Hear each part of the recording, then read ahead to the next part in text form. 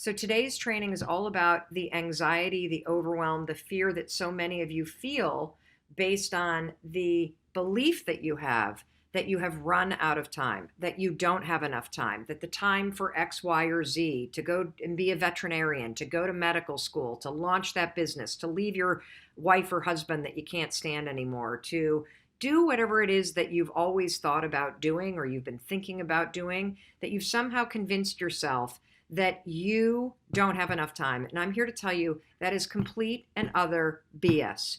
You are in control of the one thing that everybody cares about, that everybody complains about, and everybody's trying to steal from you, and that is your time. And in fact, if you're worried about not having enough time, let me tell you something that I know about you. You're not using your time effectively. You're not being deliberate about how you're spending your time. And the problem isn't time and whether or not you have enough of it. The problem is you're not being completely selfish, deliberate, and just in control of how you're spending it. You're letting other people distract you. You're letting your negative beliefs distract you. And so that's got to stop today. Because here's the truth. Whether you're 70 or you're 77, you have plenty of time to start working toward the things that you care about. And what's so interesting is I'm wearing a shirt right now. Don't you love this shirt? I love this shirt. It's made by a woman named Renee, what's her last name? Bazzetti, here in Seattle. And I love her story. Mandy and I were just over. She hand makes these shirts, and I had no idea what her backstory was. She left her husband at the age of what, 46? 44, yeah. At the age of 44 with two kids. Court for 2 years. She left her husband at the age of 44, had two kids. She was in court for 2 years. She literally went from being in her home overnight to literally moving in the middle of the night to her own apartment. And she had no idea what she was going to do. And she just told us, she said, at the age of 46, her attorneys told her only 1% of women actually find the gumption to leave a situation like the one that she was in. And most women don't leave because they don't know what they're going to do. They figure, oh my God, I'm so old. I don't have time to figure this out. What am I going to do? Blah, blah, blah, blah. Like the same kind of anxiety. Well, she left and she told us that the best thing that ever happened to her is that her husband kicked her rear end in divorce court. And she literally left that proceeding with just about nothing. And so she was forced to figure out, what am I going to do with the rest of the time that I have?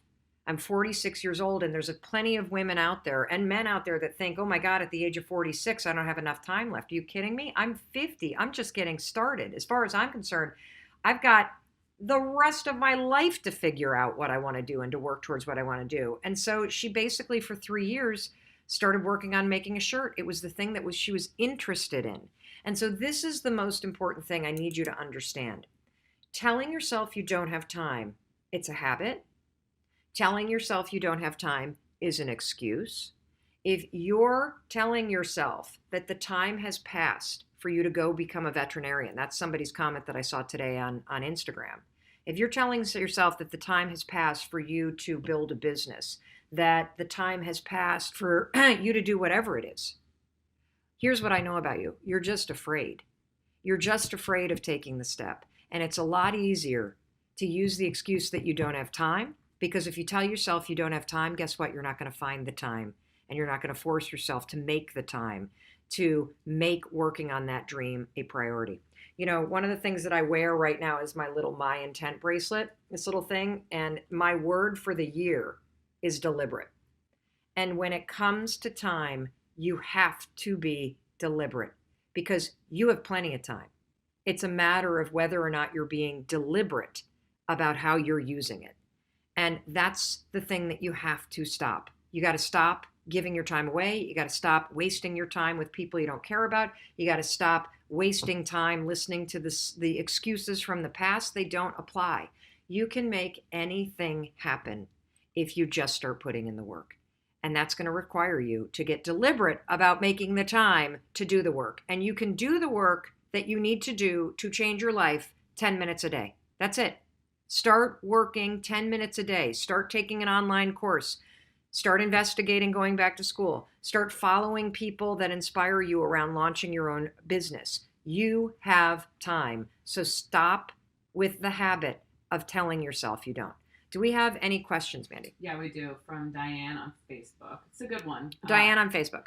She wants to go to school to learn sign language to be an interpreter. Great. Her daughter's a junior in high school, and she wants to know if she should wait until her daughter No. graduates. Okay, so she wants to know if she should wait until her daughter graduates to go back to school. Absolutely not. Let me tell you something, parents. The only way your kids are going to learn how to pursue their dreams and their goals is if you model it. Do you want your daughter to be the kind of adult female, to be a woman that puts everybody else's needs ahead of her? Do you want your daughter to start to think the same lies that we were all trained to believe, that there is a time to do certain thing and a right time? The only right time is now. The only right time to really push yourself to make a change is right now. And so what your daughter is going to learn when she sees you going back to school and she sees you managing your time so that you're focused on priorities that matter to you is she's going to be learning the skill of doing it for herself. It's one of the best things that you could possibly do. My mother did this when I was in ninth grade. She opened up a retail store when I was in ninth grade. She opened up a kitchen retail store, and it was the coolest thing to see my mom pursuing something that was important to her. It was the coolest thing to see my mom launch her own business and to realize, wow, I want to be that kind of person. And I can be a great mom and I can also have a business. And the way your kids learn that kind of thing is they watch you do it. We all procrastinate. We avoid the things that we know that we need to do, and then we spend the rest of the day beating ourselves up. It's amazing. Actually, it sucks, doesn't it? So how do you stop procrastinating? Oh, simple. Just nail yourself to a chair. That's what you do. You tell yourself no booze until you get it done. That works. No, it doesn't. The reason why these things don't work is because most of us don't even understand what procrastination is. I know I certainly didn't. The reason why you procrastinate is not why you think. Procrastination has nothing to do with work. Procrastination is a stress reliever. That's right. It's a tool that you use to give yourself relief from stress that you feel. And the stress that you may be feeling right now might be stressed about money. You might be stressed about your health. Maybe you're stressed about something going on at work or about a relationship that you're in. And the way that this relates to procrastination is you're stressed out, you got work you know you need to do, but instead of doing it, you go online or you watch the highlights of last night's game, or you waste an hour looking at Facebook. And when you do that, when you avoid work, it makes you feel good, but just for a minute. See, this is where we get procrastination all wrong. A lot of people think procrastination is about willpower. It means that you're lazy. It has nothing to do with that. It's all about your stress. That's why your work ethic or discipline, that's not going to solve this either. The key to stopping procrastination, number one, is understanding what it is. It's a way that you deal with stress. And number two, it's about 5-second decisions that stop the cycle of procrastinating. Because when you change your decisions, you're going to change everything. And here's how you're going to use the 5-second rule to do it. When you catch yourself procrastinating, or you feel yourself starting to avoid what you need to do, use the rule. 5, 4, 3, 2, 1, activate your prefrontal cortex, and then acknowledge. Acknowledge that you feel stressed out. That's the first piece. Then you're going to use the 5-second rule to just get started. That's it, for 5 minutes. That's all I'm asking. Force yourself. I'm stressed out. I get it, but I'm going to work for 5 minutes. 5, 4, 3, 2, 1, sit down and get started. After you've worked for 5 minutes, give yourself a break. Watch all the cat videos you want. I don't really care.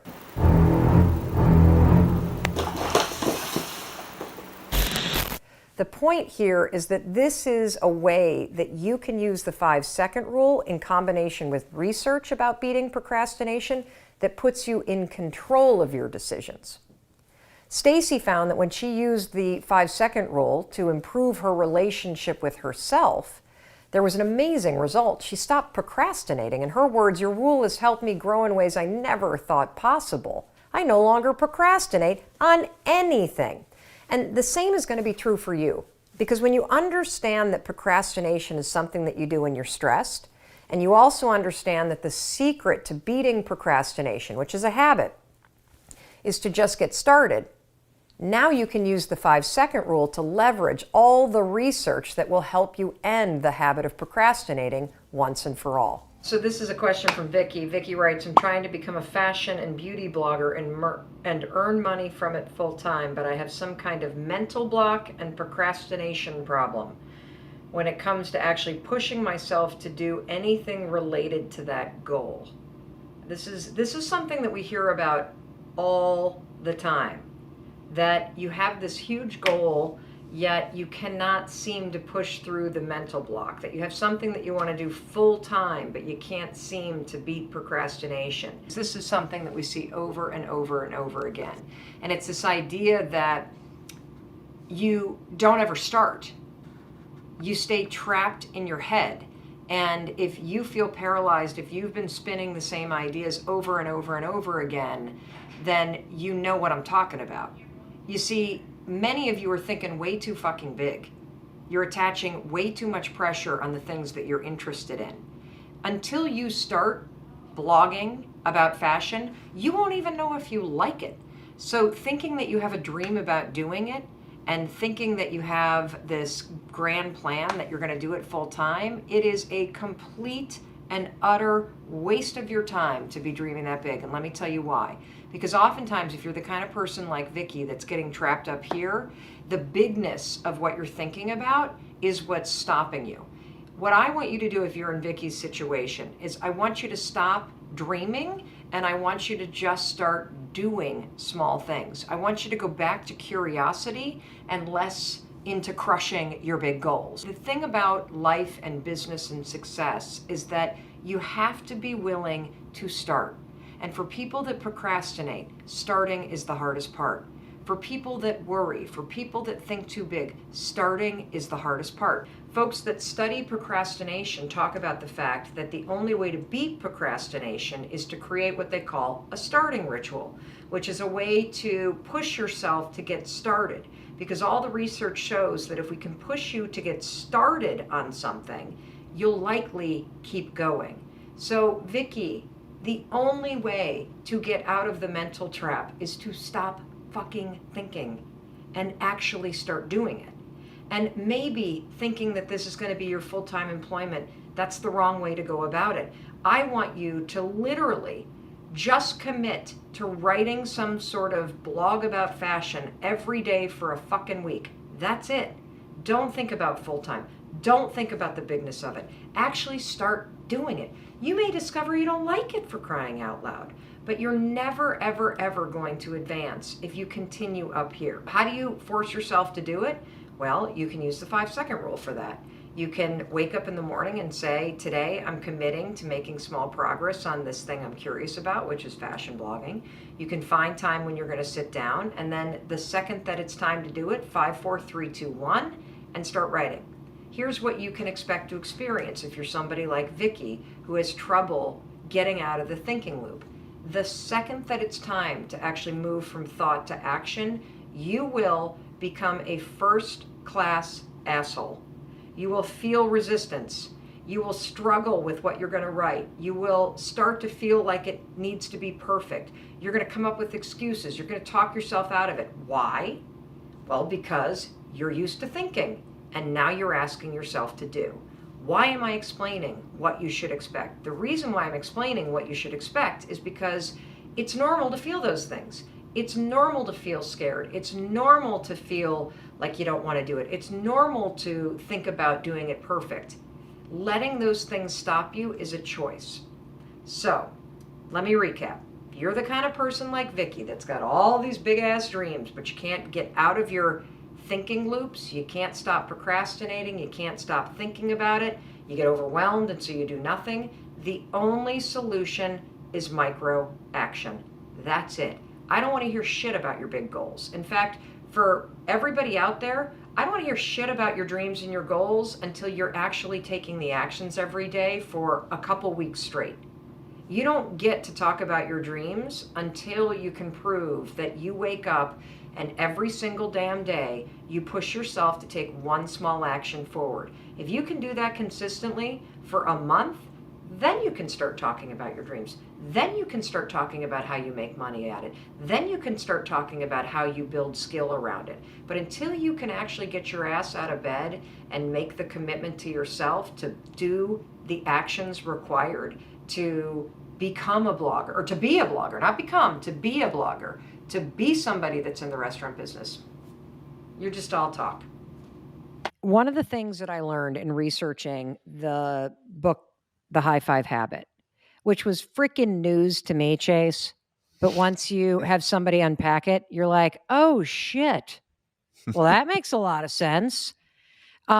It is research from a woman who was at UCLA for a long time, one of the leading neuroscientists in the world. She studies the brain and what it takes for the brain to learn, to change, to create. And one of the things that she discovered is the connection between your nervous system and your brain's ability to function as it's designed. And to just really dumb it down, mostly for myself, this is how I've boiled down what she talks about. So your nervous system trumps your brain.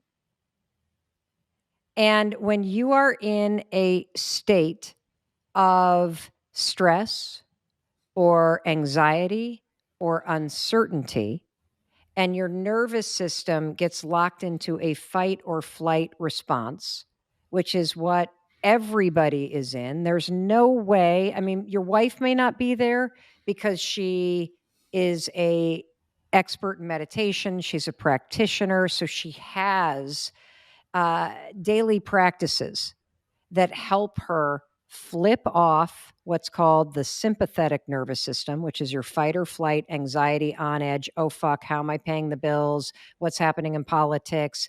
Gas prices are now crazy. When are we getting off Zoom? Are the kids going back to school? Do I have to wear a mask? Do I need a booster? Like all of that shit that you're processing that makes your nervous system fire up like alarm, alarm, alarm. That's your sympathetic nervous system.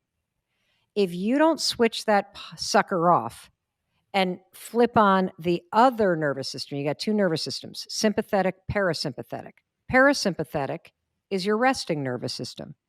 It's your grounded, calm. It's the nervous system that's in play when you're in flow, being creative. It's what it feels like when you're grounded in your body and you're okay and you feel okay. And so, what I learned from Dr. Judith Willis is that when your sympathetic fight or flight, oh fuck, nervous system is running the show, your brain doesn't work properly because the alarm system takes over. And I can explain this using a very simple example. If all of a sudden the alarms went off in the studio that you're in and you smelled smoke, would you be able to solve a math problem? No. No. Of course I'm not. out. I'm You're out. Well, that's basically what it's been like for the last 2 years. The fire alarms are going off and your body, your nose smells smoke. And so your nervous system flips on an alarm. The reason why it's so hard to focus, the reason why you're exhausted by 1:00 in the afternoon, the reason why you feel like you're one more thing away from checking yourself in and needing help is because your nervous system is just fried and it's impacting your ability to think clearly. And so there's a simple trick that you can use. And I know you've talked about the vagus nerve a lot on your show. It's a really important thing to understand. It's a treasure inside your body. The vagus nerve is a nerve that runs all the way from, your seat through every major organ, your vocal cords, all the way up to the top of your head.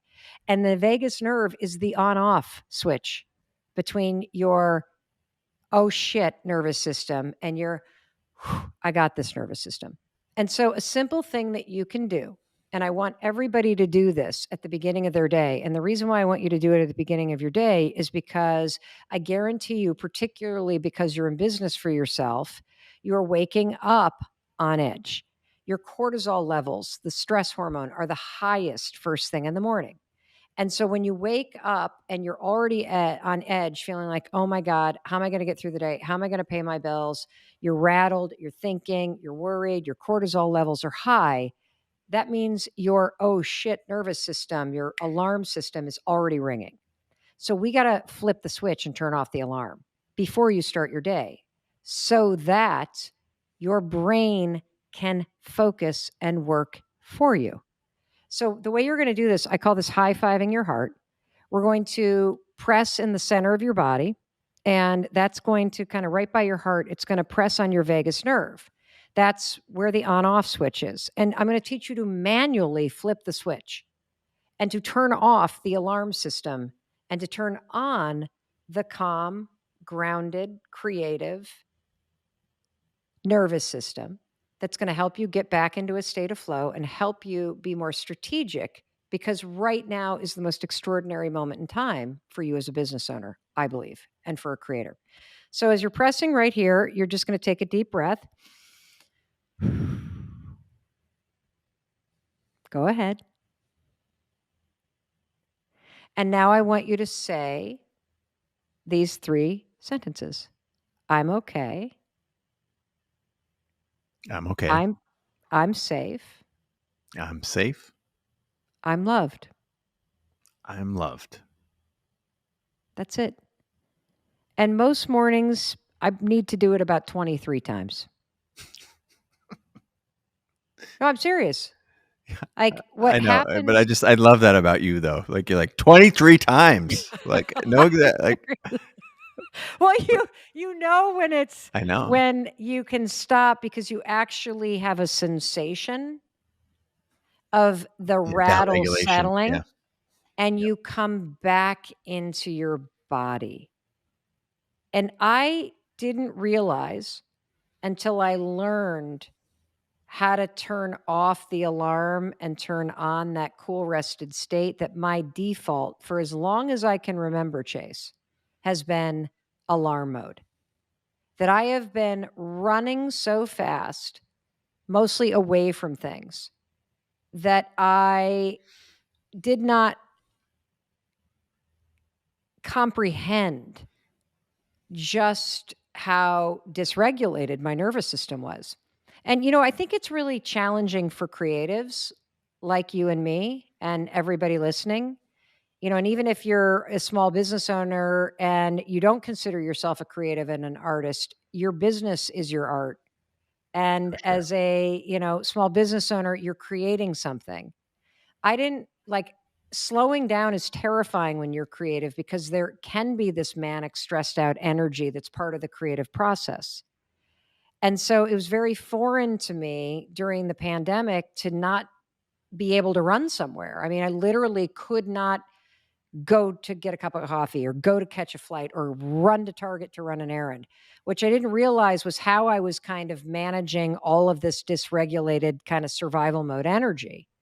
But learning how to stand in that frenzy, put my hands on my heart, and bring myself back into my body so that I could leverage the intense and incredible power of my brain and be strategic instead of reactive and be confident instead of like chaotic. It's been life changing. And so I believe that, look, will putting your hands on your heart take away your problems? No, it won't change the circumstances you're dealing with. But what it does is it changes you from the inside out and changes your ability to be calm and to be confident and to be clear minded and intentional about how you face those things. And that changes everything. Everything, because shit happens. Shit's going to happen. And it's not that we aim to prevent things from happening, but we take control of our response to those things, right? Whether this is stoicism or neurology or psychology, all of those things align to say that how we respond is the measure of greatness, right? That is how we become our best self. Or And sanity. this is, I mean, I yeah, give you an example, Chase. We've been wrapping up kind of like this big like book tour to the extent you can do one in these times, and I went over to London. And we had an incredible, tour over in London, and I took my daughter with me, and it was time to come home.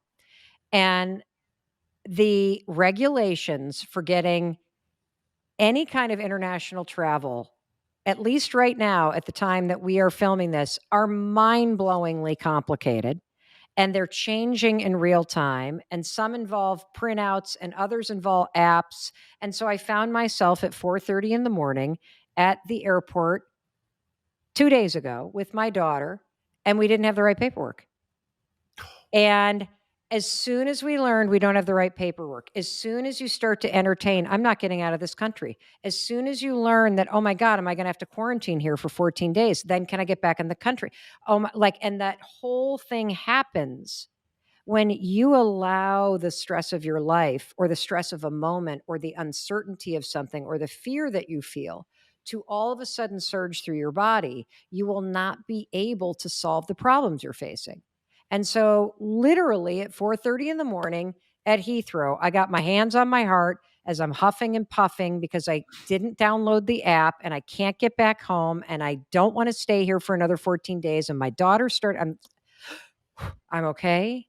I'm safe. I'm loved. I'm okay. I'm safe. I'm loved. My daughter's like, what are you doing? I'm like, I'm okay. I'm safe. I'm loved. I'm okay. And I bring myself back into my body. And then I start saying, what if it all works out? What if everything's okay? What if I figure this out? And I use the tools to come back into the moment, Chase, so that I can focus on what I need to do. And I'm telling you, if you're a small business owner and you are rattled and you are living with sustained stress, it's hand-to-hand combat with yourself in order to fight against the way that your body, your nervous system, your emotions can hijack you. And you can get control. And the more you use the tools that we're going to talk about, the faster and better you'll become at it. So here's what I want to do. I want to give you some ways to think about productivity that you might not be thinking about right now. Because the fact of the matter is, when I hear the word productivity, I don't want you to think about plowing through a to-do list. Because part of the reason why you don't feel productive is because you're busy doing the things that aren't important to you. Yeah, do you need to make sure you have milk or you got almond milk or oat milk in the fridge? Of course you do. But have you ever noticed that all the busy crap in life tends to take care of itself? That you don't really need to focus your time and energy on the minutia that's on your to-do list, because that stuff tends to grab your attention. What you really need to do is figure out how to create time and how to create the focus that you need in order to feel like you are making progress on the important things. And that's really what productivity means to me. You get all kinds of stuff done. You're really busy in your life, aren't you? But are you getting progress made on the important things? Probably not, because that's the challenge for most of us. And so first things first, when it comes to trying to have a breakthrough in productivity, you need a game plan. You need to have a very short list every week of what actually matters to you, okay? Because I guarantee you, if you were to do an audit of the way that you spend your time this week, you would probably see that 95% of your time is spent on things that you really don't care about. And even more scary, I bet you don't even realize how much time you are wasting just mindlessly scrolling through social media or sitting on the couch with the TV on, also answering emails. That is the least productive way to spend your time. Multitasking, spending your time just sort of zoning out on things that don't matter. What I want you to do is I want you right now to think about, what is it between now and the end of this week, for example? What is it that matters to you? What's the most important thing that you would love to make progress on that you never seem to find the time, okay? it's a whole nother conversation for us to talk about whether or not you actually have time, because the fact is you do have time. You have plenty of time to make small amount of progress every single day on what matters to you. What you do not have right now is you do not have a plan for prioritizing the important stuff in your life. What's the one thing that you want to make progress on, that you want to find some time to be productive on? Because productivity, everybody, true productivity is not plowing through a to-do list on shit that doesn't matter. True productivity is making progress on something that matters to you, because that's going to make you feel like you own your life again. That's going to make you feel like you're putting yourself first. And these projects, everybody, you don't have to get them done this weekend. You just need to identify, make a plan for what's the most important thing. I want to get my sister's SSI paperwork completed for her. I would love to spend more time with my son. I would love to work on my YouTube channel. Amazing. Amazing, everybody. I would love to remember to high five myself in the morning I see somebody. I'd love to spend time on my job search. Right now, all we're doing in order to have a breakthrough in productivity, step number one is to identify one thing that you want to make progress on by the end of the week. That's it. Could be today, could be this weekend. Just identify the one thing you want to make progress on that matters to you, that you never seem to have time on. For me, I really want to spend time with my son. And what does that mean? That means I got to be intentional about carving out time to be with him. And so we're going to go skiing together this weekend in Vermont. And I have to take the step to organize the time, because just going up and being with him for the weekend, that isn't going to lead to quality time together, right? It's going to leave me in his presence and him in my presence, but he'll probably want to spend time with his friends. He'll probably want to spend time with his girlfriend. I'll be busy doing other things. And so you really need to identify, what is it that matters to you that you want to prioritize and make progress on? That's step number one, everybody.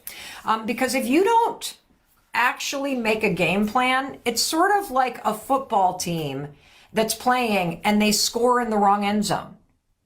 You need to know what is it that matters to you, because you can be busy as hell, you can be productive as hell on all the wrong shit, and then literally it's like scoring in the wrong end zone because you were not focused on the goal that mattered to you. Okay, great. So I see so many people writing down what they want. And I also see people going, I'm so bad at organizing my time. No, you're not. You're terrible at figuring out and identifying what matters to you.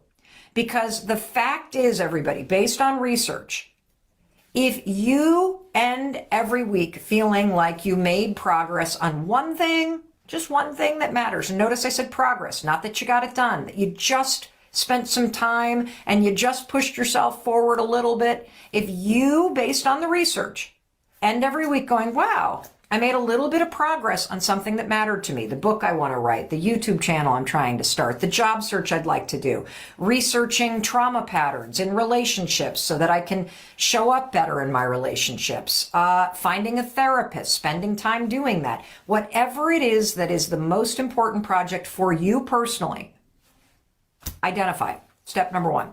Number two, focus on progress. So part of the reason why you don't feel productive is because you're trying to complete everything. And so let's take one of the things that I saw somebody write, that you want to clean up one of the spare rooms in your apartment or in your house, that maybe there's a spare bedroom and you have been wanting to turn it into a home office, or maybe one of the kids has moved out of the house and you want to declutter that room, like a project around organizing. Maybe it's something in your garage or your basement. Or, hey, here's one for me. Our daughter moved out and started her life, post-college. And our other daughter is out in Los Angeles going to college. And we, no joke, have 3 garbage bags full of clothes that somebody needs to go through to figure out what needs to be donated, what could you actually sell because it still has tags on it. And it has been sitting there for 2 months. So maybe you have a pile of that kind of stuff in your house. This is not a priority for me. I'm perfectly fine with it sitting in the room where our laundry is. The priority for me this week is to carve out dedicated time to hang out with our 16-year-old son and do something fun together. Because we spend a lot of time together, but we don't get intentional about doing something specific. But if you want to declutter, for example, here's where we all go wrong. You identify what you want to do, and then you think you got to get it done. In order for me to go through 2 bags of clothing, for example, in order for you to clear out your garage, that could take you 2 days to do it the right way, right? Because, if you don't give yourself enough time, then you're going to piles. And so then you think I can't get it done. And so then you never schedule it, right? Okay. We're not going to worry about completion, everybody. We're going to worry about progress. So when you think about things in terms of progress, it can shrink the amount of time that you need. Maybe all that you're going to do is you're going to work on one dresser in the room, or you're going to work on one shelving unit in the garage. And by simply making the time to, number 1, identify what matters to you, and number 2, identify what meaningful progress could look like, you will now shrink the amount of time, you will define the project, and you can make the time for it. And simply just doing that is going to make you feel more productive based on the research. All right, now let me talk about what you need to do. Okay, I literally have notes for this. Oh, there we go. And I just lost it because I really want to make sure that I teach you all this stuff. So here, Becca, can you help me? Because this is not, because my thing is not, never mind. Guys, I am trying, multitasking is not how you be productive. And you are watching me multitask right now. We're going to get into some of the science now. So now that is how you leverage something called the progress principle. Okay, the progress principle is really important when it comes to productivity. This is a concept that I first learned about in the Harvard Business Review. So if it's in the Harvard Business Review, everybody, very fancy, must be accurate, right? If it's coming from Harvard. Well, the progress principle is a study that comes from a study where researchers looked at, I believe it was 14,000 work journals. And what they found after looking at the work journals of how people spent their time, 14,000 people, is that at the end of the week, the people that felt like they had been the most productive and the people who felt the most fulfilled by their work week were the people who simply made progress on something that mattered. And so by you identifying what matters to you this week, and by you identifying a way that you can make a small amount of progress on it, you are leveraging this research from Harvard Business Review about what creates productivity and meaning and fulfillment in your life. And that's making progress on something that matters. Now that I've introduced you to the progress principle, I want to unpack some of the science around productivity, okay? So that you can also bring what research says about what productive people do to leverage brain power to be more productive. Ready? Everybody ready? Okay, good. So here's a couple concepts that I want you to think about. First, we're going to talk about globally how I want you to think about being able to focus your attention and get things done, okay? And this is on a day-to-day basis. First of all, when I talk about productivity and the ability to focus your attention on a day-to-day basis, I want you to understand a simple fact. In order to get things done, in order to direct your focus and move through a task, you are going to require some brain power. And so I want you to think about your brain like a car engine, right? And a car engine is what you need in a car to power you forward. And your brain is like an engine that will power you forward to help you get tasks done. Now, an engine requires fuel, right? And sure enough, your brain has a certain amount of fuel. So imagine that you got like a tank that has fuel in it in your brain, okay? And as you wake up and as you go through your day and as you direct your attention on things, guess what happens to that fuel in your brain? It starts to drain. And so I want you to know this because the tactics and the tools that I'm about to teach you relate to the fuel in your brain. and what times of day you have the most fuel.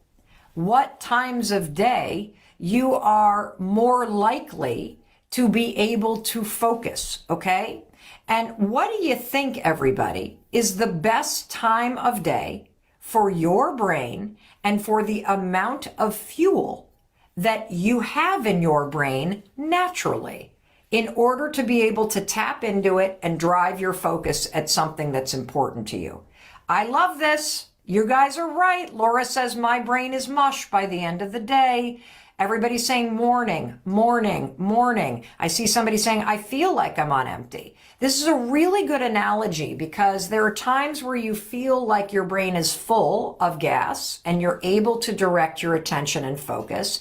And then there are times where you're like, Jesus, I feel like I'm running on empty. I'm running on fumes here. And you're absolutely right, everybody. It is mornings. When you wake up, generally what the research shows is that your brain is primed to be able to focus for the first 4 hours of the day. The first 4 hours of the day tend to be, for most of us, the time of day when your brain has the most fuel and when your speed of processing is awesome and when you are able to direct your attention at what you need to be focused on, okay? So now there's a caveat to this. You can manufacture boosts of productivity and boosts of feeling like you've got a little bit more brain power. Number one, immediately after you exercise. So if you have a burst of cardio, 30 minutes is what a lot of the research says. But if you have a burst of cardio, you will get a little bit of increase in fuel. Another thing that helps is getting outside. Getting outside when you start to feel your energy and your focus start to go to empty, getting outside is another way to give yourself a boost of brain power. But generally speaking, everybody, you need to start to marry mornings with peak productivity, okay? This is true for most of us. There will be some of you that are like, I don't know what you're talking about, Mel Robbins, because I feel like my brain is full at the end of the day. If that's you, because I see some of you going, well, that's nighttime for me. You got to run with that. And you got to save the most important stuff for those moments where naturally you feel like you've got the energy and you got the fuel in the tank to be able to focus. So kind of like, you think, what do you think of when I say the word salt? You think of pepper. What do you think of when I say the word peanut butter? You probably think of jelly. When I say the word productivity and focus, for most of us, I want you to start thinking morning.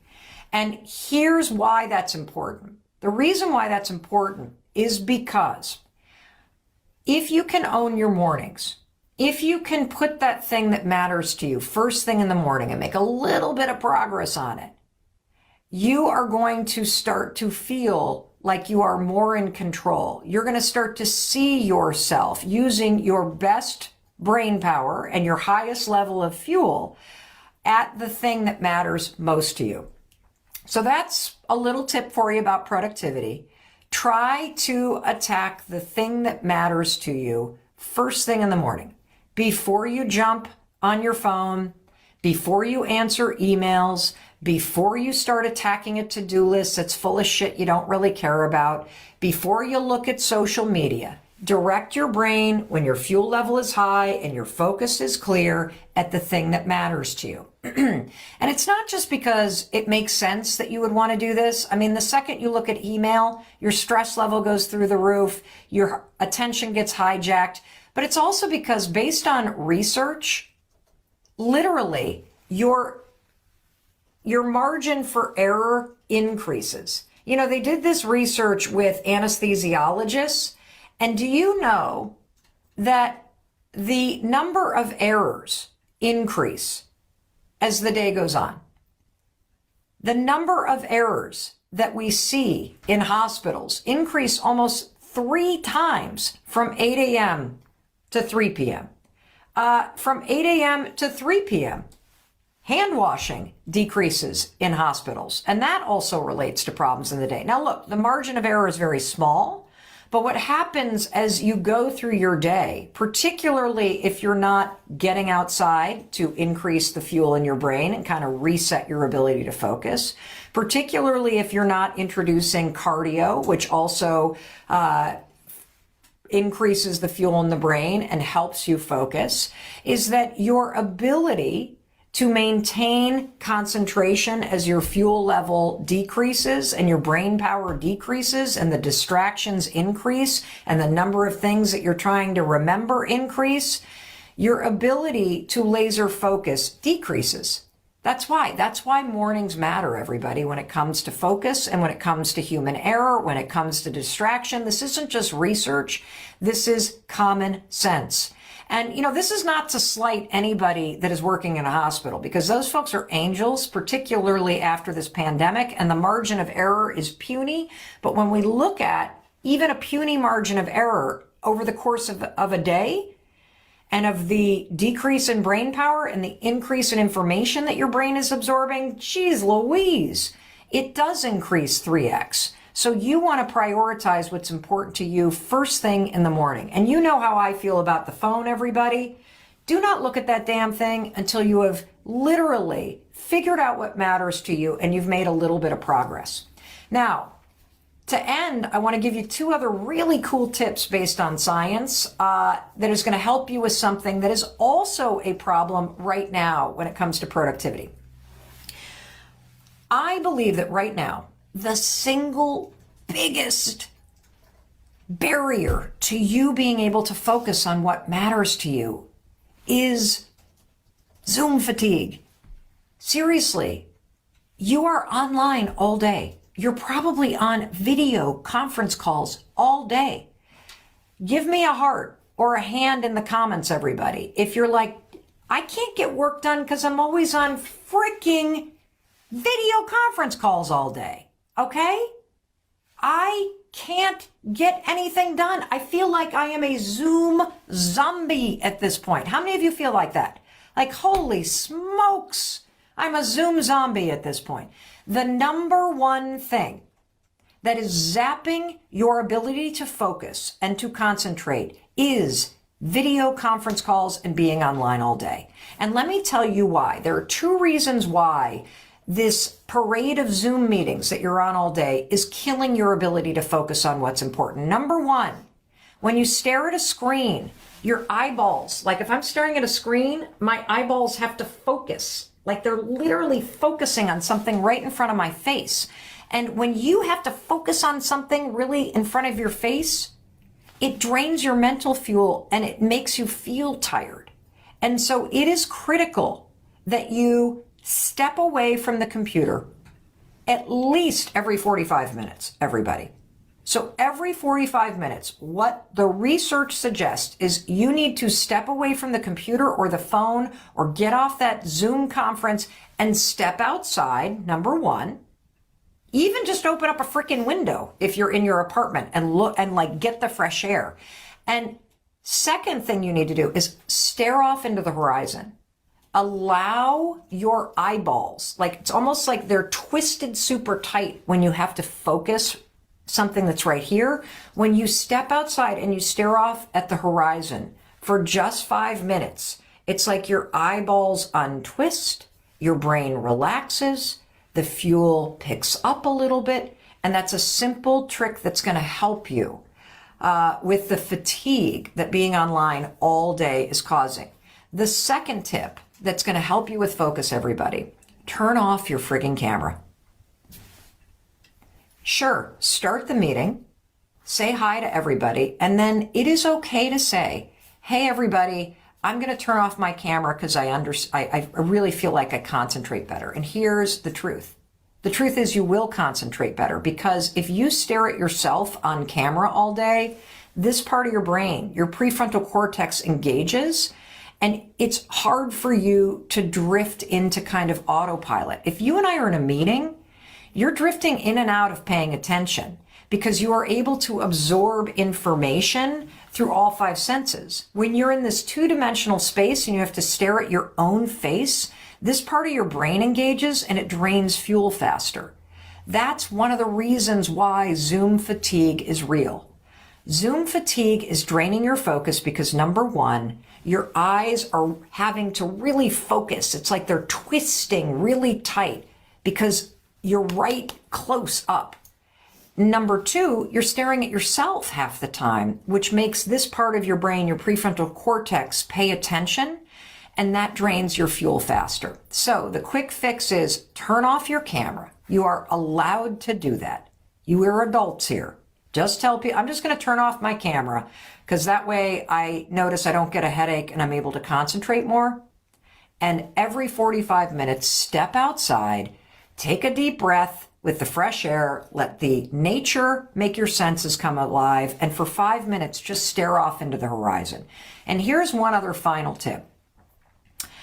It is perfectly acceptable, particularly in this hybrid environment, for you to take your calls, especially if you're able to turn your camera off, outside while you're walking.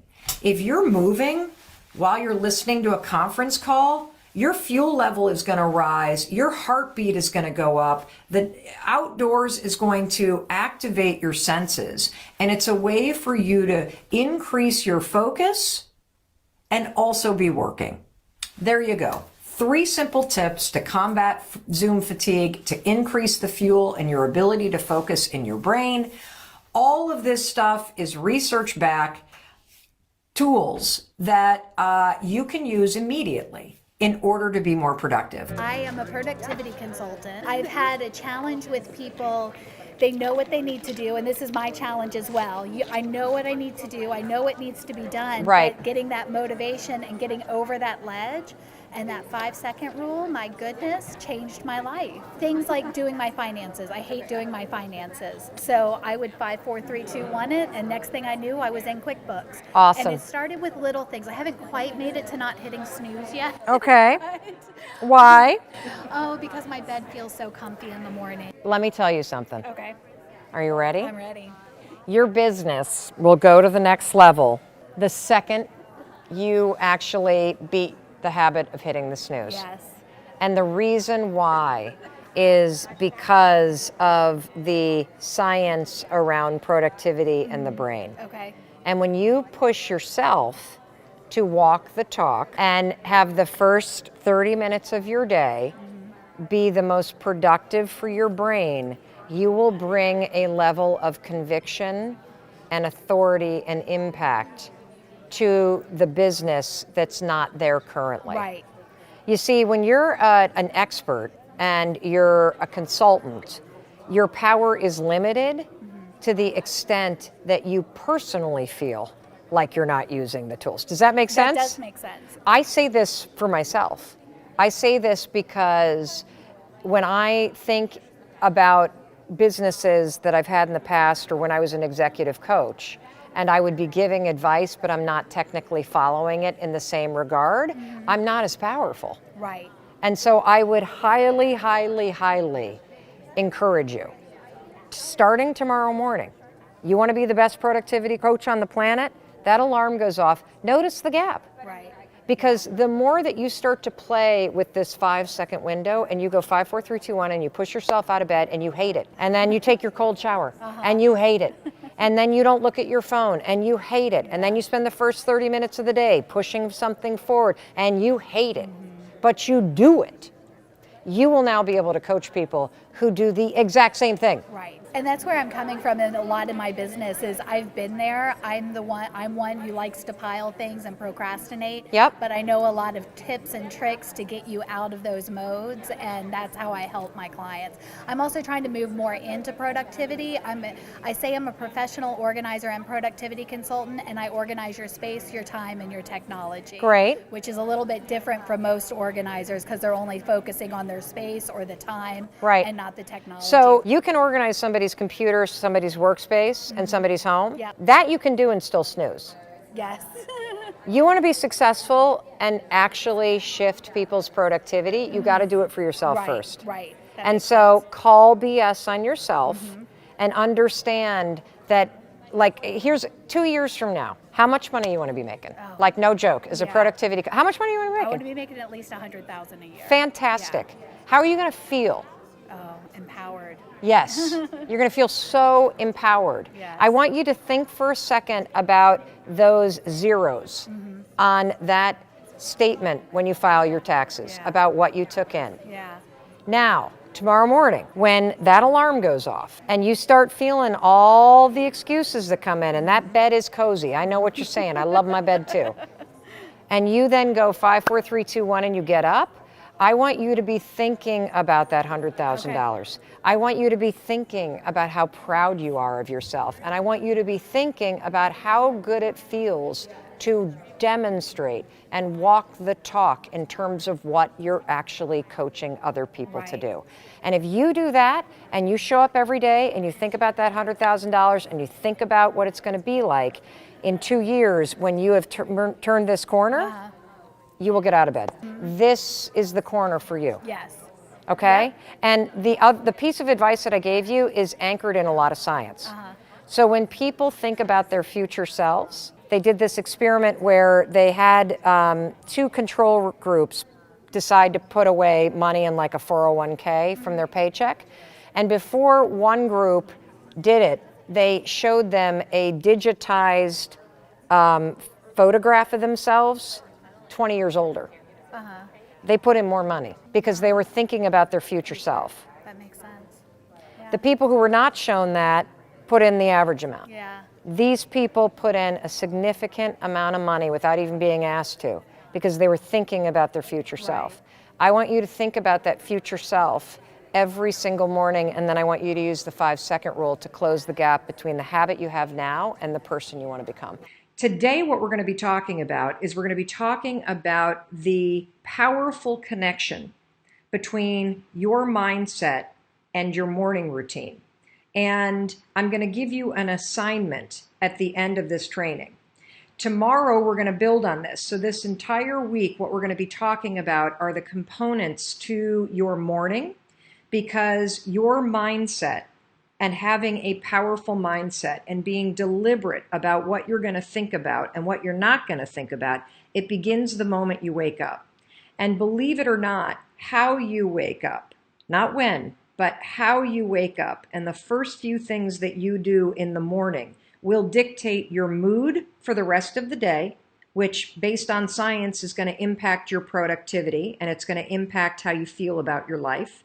And it will also impact your mindset for the rest of the day. And that's why now that we've done in days 1, 2, 3, 4, and 5, we've done foundational training. You've learned a tremendous amount about how your brain works, about your default network, about how to be a deliberate thinker. You've spotted your limiting beliefs. You've learned how to think this, not that. You've started the skill and the practice of the skill. Remember, it's a process, not an event, to be a positive thinker.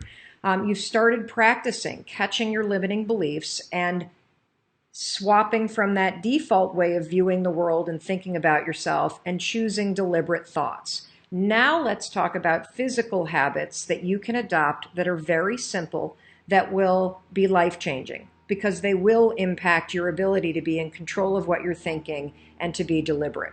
And that begins with how you wake up. So let me talk about the morning. You can think about your morning routine and whether or not you even have one in the exact same way that we think about the brain. You're either defaulting to something that you've always done that may no longer serve you, or you're getting deliberate and choosing to do something that's more positive and powerful because you deserve it.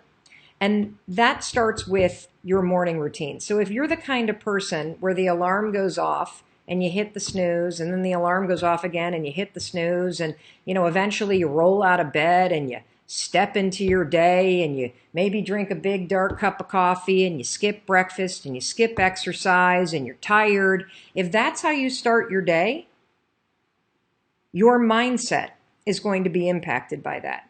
If your alarm goes off and you immediately reach for your phone and you start scrolling through Instagram while you're in bed and looking at Facebook, and you are putting all kinds of stuff in your brain that triggers FOMO, that triggers insecurity, that triggers anxiety, that is going to impact your mindset for the rest of the day.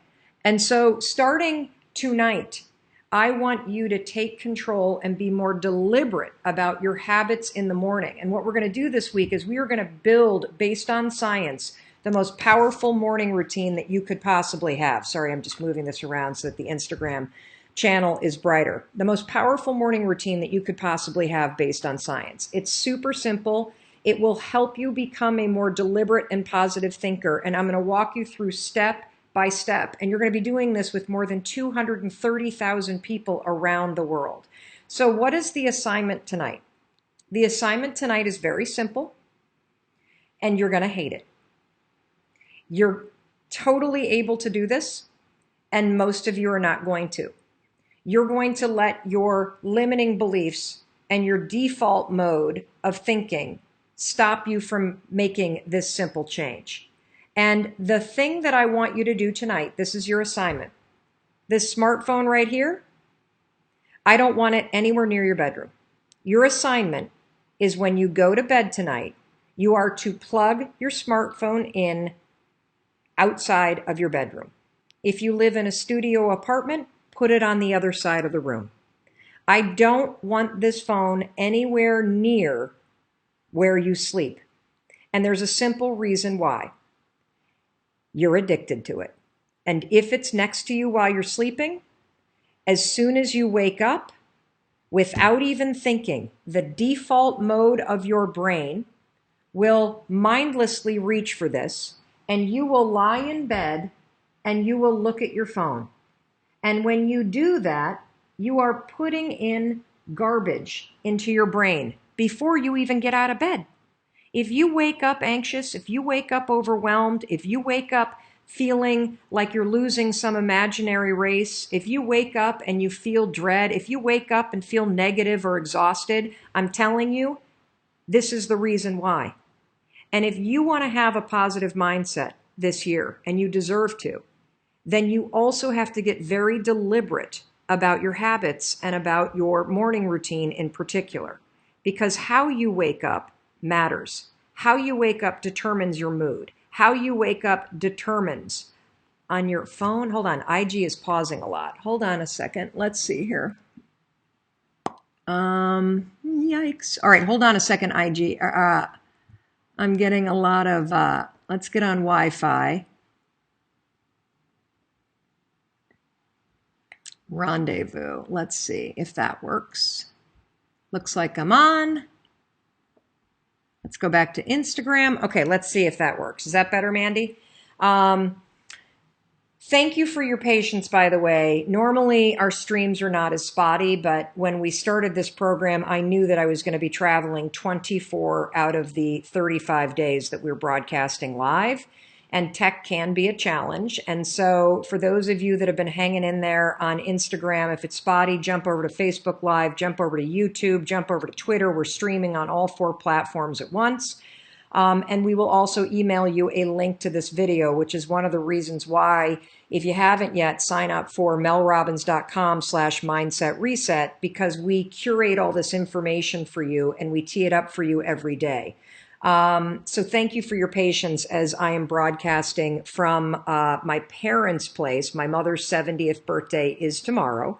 And for those of you that are just tuning in because the stream has been dicey, we're talking about the powerful connection between your mindset and your morning routine. In fact, I would say it's not even powerful, it's critical. You cannot have a positive, in control mindset if you don't have control of your mornings. And it makes a lot of sense from a common sense standpoint, right? If you wake up and you're behind the ball, and if you wake up and you've got your phone in your face and you're not even out of bed yet, and you're looking at everybody's perfect life on Facebook and on Instagram and on Twitter, or you're reading the news and getting stressed out, you're absolutely, positively not going to start your day off right. So the assignment that I have for you is a very simple one, and it's one that you're going to be tempted to ignore. Do not ignore this. Tonight, when you go to bed, you are to put your phone as far away from your bed as you possibly can. If you have a bedroom, get your phone charging outside of your bedroom. Turn the vibration off, and you can turn the ringer on. And here's why. I know many of you are single parents. I know many of you have jobs where people need to get a hold of you. Instagram is reconnecting again, so I don't know what to make of this. I apologize for the feed on Instagram, everybody. But if you start your day by looking at this, your mind is hijacked and you're going to be playing catch up all day long. I want to give your brain a fighting chance to be deliberate. Tonight, what I want you to do is sleep without your phone. Plug your phone in outside of your room. And then when you get up, you're going to notice something. You're going to notice that you automatically reach for your phone. Your phone's not going to be there. You see, we're setting a trap. We're setting a trap so that you don't fall into the default mode of laying in bed and looking at that thing. I want to give you a chance to catch your thoughts. I want to give you a chance to do a couple things in the morning based on science that will give you control over your day, that will boost your mood, and that will help you develop a much more deliberate and positive mindset. I want you to start seeing something bigger. I know you're all successful. I'm talking about something really big for your life. And in order to do that, you have to answer this question. What do you really want? Now, I'm not talking about something small. I'm not talking about a little haiku. I'm not talking about renovating your kitchen. I'm not talking about signing on 10 new customers this month.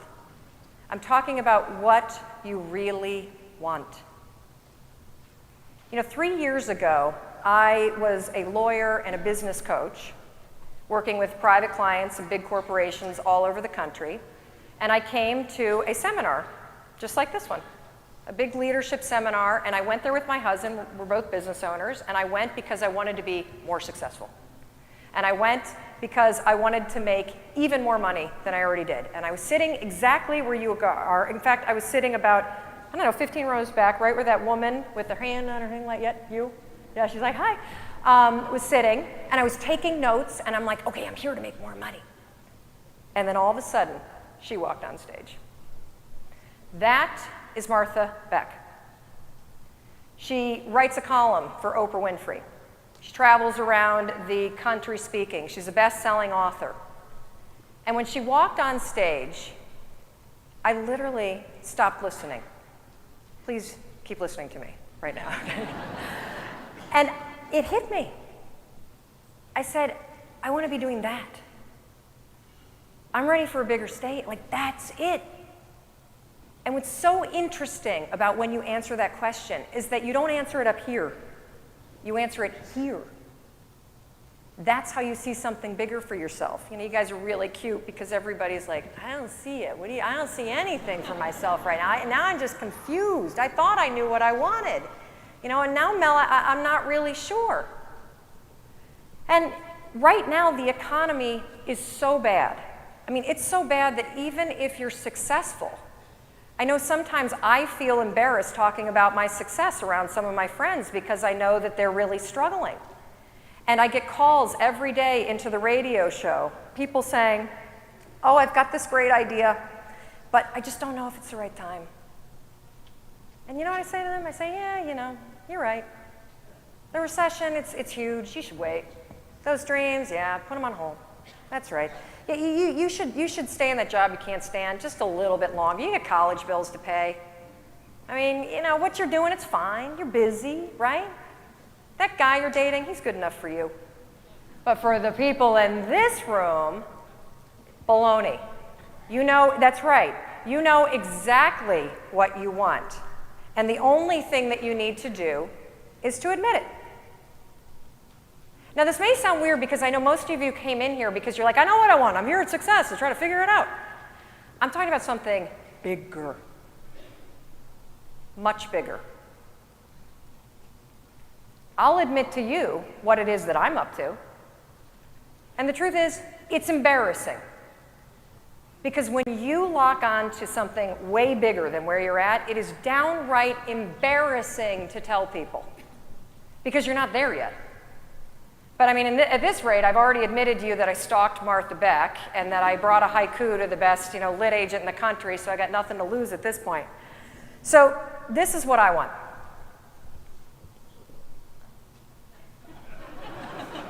Well, not him. I'm married. I want what he's got. I want 600 radio stations. I want 2 million listeners. And I could certainly deal with the $400 million salary. In fact, if I got it, I'd renovate everybody's kitchen. And you know, the thing is, though, that's so interesting about this is that I didn't pick him. I mean, I'm not looking to become a cigar-smoking, conservative, political guy that like stirs the pot and makes everybody all mad. I'm the liberal lifestyle gal that's trying to help people out. But what I want to do is I want to use radio to entertain people and help them achieve their dreams. And when I really think about it, he's the one that's in the front. I want to not only reach what he's doing, I want to surpass him. I mean, do you think I like it when my friends come over to my office in Boston at my house and they're like, what is that guy doing on your board? No, it's embarrassing. When you admit the big thing that you're up to, it's embarrassing. I have 40 stations. He's got 600. There's a big gap. So admitting where you want to get to is embarrassing, but you got to do it. Okay, can I give you some coaching real quick? Can I give you some coaching? Okay, you ready? This is a super cool trick, everybody. You're about to see me change her. Okay, here we go. Tell you what we're going to do. All right, so 0 to 10, how nervous are you right now? I'm thinking like 11. Okay, great. Can you describe what's happening in your body? I'm warm. I'm getting sweaty. Awesome. Are your pits starting to sweat now? Okay, yeah, she's getting warm under here, everybody. Yeah. I don't know what to do with my hands. Okay, they're perfect. Just like keep moving them like you're dancing. Okay, great. What else is happening as you're an 11? I can't stop smiling. Okay, okay. Terrific. So like the anxiety and the nerves are through the roof. No. No. Yes. Okay, yes. Okay, see, she doesn't even know where she is. All right, great. So let's make it worse. Let's go on stage. Okay. Everybody give her a round of applause. Okay, here we go.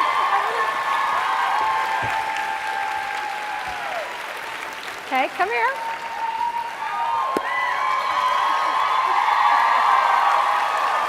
Okay. All right, 0 to 10. How nervous are you? Did it go higher? Yeah, it did. Okay, going higher, everybody. Do you have a neck rash yet?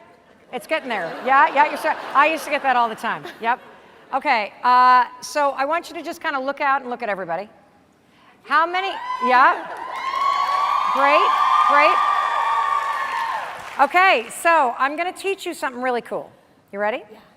Yeah. Your body doesn't know the difference, everybody, between nervousness and excitement. Okay. So tell me, who's your favorite band? Nirvana. Okay, so let's say, well, I realize Kurt Cobain isn't here, but if he were, and if they were playing, and you had a front row seat, how excited would you be? Oh God, I'd be so excited. I'd be crying and. Yeah, and would you have a neck rash? I don't know. Actually, I'd be sweating. You'd be sweating. Yeah. Yep. Would your heart be racing? Yeah. Are those all the things that are happening right now? Yeah. Okay, so your body, everybody, has the same physiological response to nerves and excitement. Exact same. The only difference between you being able to see Nirvana and you standing here looking out at everybody else and you're the one on stage is what your brain is saying about it. So I'm going to teach you a really cool trick. Okay. So the next time you're nervous, just go 5, 4, 3, 2, 1. I'm so excited, and then say whatever you're doing. So start going, I'm so excited to be up here. I'm so excited to be up here. Say it again. I'm so excited to be up here. Say it again. I'm Say it again. excited to be up here. Yeah, that's right. Let's walk. Say it again. I'm so excited to be up here. I'm so excited to see everyone here. Okay. So 0 to 10. How do you feel? I feel great. Right? It goes down, right? Yeah. So fear builds when you let it sit. It actually lowers the moment you move. And that's a little trick, 5, 4, 3, 2, 1, I'm so excited, that has been now researched at Harvard Medical School.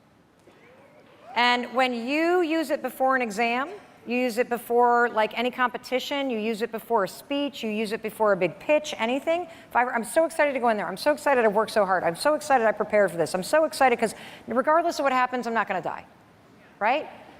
And so if you say that, you take control of what's going on in your brain, and your body pays attention, and you just look at how different she looks. Literally, she is calm. She's not freaking out. Like, you are literally, you're doing the next keynote. I'm out. All right, so how do you feel? I feel good. Okay, great. So what was your question? Okay, so I have big dreams, and Yeah. sometimes they just feel like they're not quite out of reach, but they are. So I have a hard time, like, my dream is to be a cougar. A who? Cougar. Wait, a what? A cougar. A cougar, okay. With lots of hot men around me in Okay. the beach, like, Okay. but that's like later. Okay. I got some years. I have that feels like it's within reach. I don't know, right? Okay.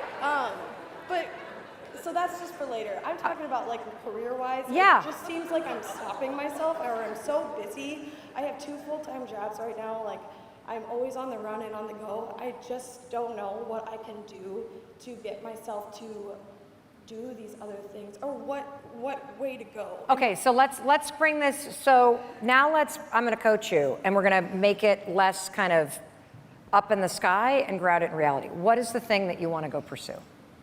I just want to be the best I can be. Like, I want my own business. I want Great. to be independent. Great, so I you would wanna like your move own out of my business. state, yes. Okay, great. So let's start. So what do you want to do first? We're going to take them one at a time. Do you want to move out of your state first, or do you want to have your own business? I think I want to move out of state first. Okay, terrific. So I'm going to teach you guys how to use manifesting and goal setting properly, okay? Because so it's critical, everybody, to have huge dreams. And so I want you to turn to the person next to you and tell them what is something that you dream about doing. 5, 4, 3, 2, 1, go. So for me, I dream about launching a podcast, like a big podcast. I thought you said rockets, and I was like, No, step aside, Joe Rogan. Mel Robbins coming through. All right, great. I'm just giving you a second. So even if you didn't have a chance, all right, come on back. All right, even if you didn't have a chance to say it, I know you thought it. And so here's the difference between dreams and goals. Dreams are the beacon, right? It's the lighthouse. Goals are the brick by brick path that walk you toward it. Okay, you need big dreams because they pull you out of the stress of your day-to-day life, they raise your gaze, and they remind you of where you're headed.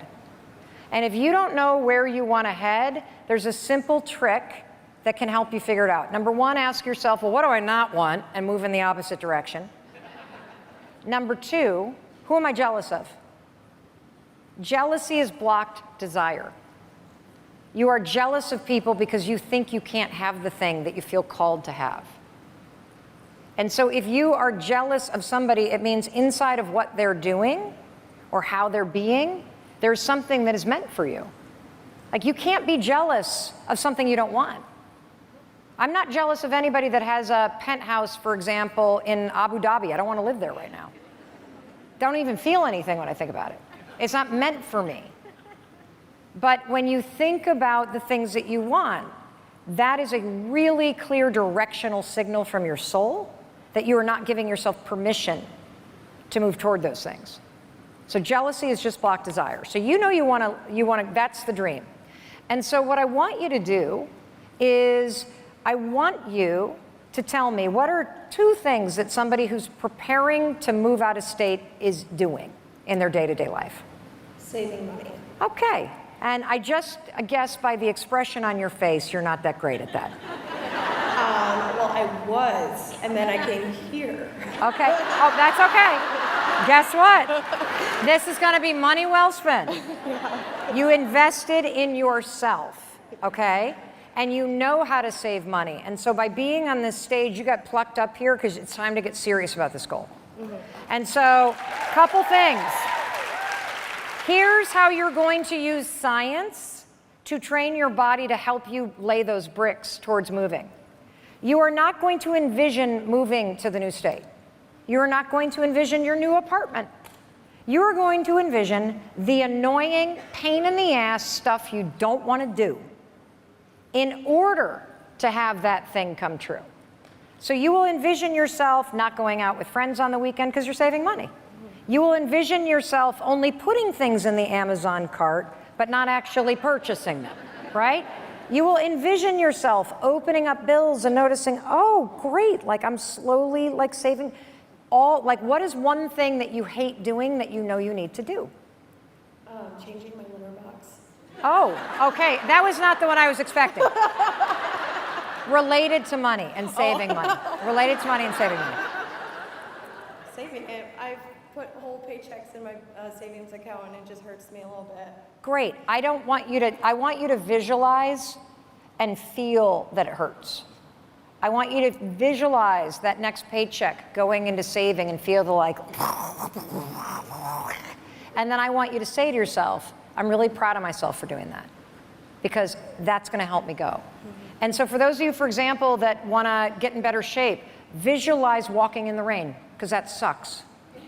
And what happens when you visualize it and you feel it is you're training your body to expect that, which makes it more likely that you will take that paycheck and put it in savings, or you will keep walking as the rain comes because you've already mentally rehearsed this moment in your mind. This is the way that a team of 9 psychologists are training our Olympic athletes in the United States. This has deep research with it. So stop thinking about the state and start thinking about all the annoying little stuff you got to do right now, and you will be there before you know it. You got it? Yes. Good. Oh my God. Go do it. Thank you. You're welcome. You're welcome. All right. Hey, it's Mel. Thank you so much for being here. If you enjoyed that video, by God, please subscribe because I don't want you to miss a thing. Thank you so much for being here. We've got so much amazing stuff coming. Thank you so much for sending this stuff to your friends and your family. I love you. We create these videos for you. So make sure you subscribe. Mwah.